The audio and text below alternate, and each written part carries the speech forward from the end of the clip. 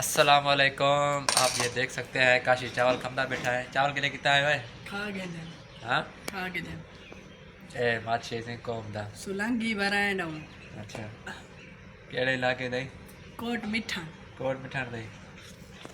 चिट्टा कूड़े कोट मिठाणे कोई माछी को नहीं बैठे।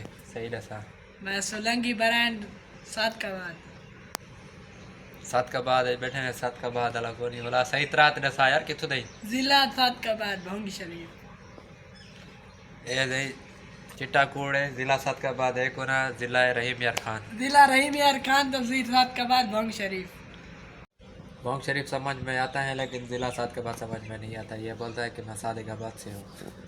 7 का बाद जिला नहीं है। 7 का बाद का है तहसील है हमारा। तफसीर 7 का बाद जिला रहीम यार खान भोंग शरीफ। हाँ। डा खाना भोंग शरीफ दा खाना लाने वास्ते आके खेल दी भाई यहाँ बिला भी काटी थई बड़ा भाई यो को जाकड़ा ने माछी ने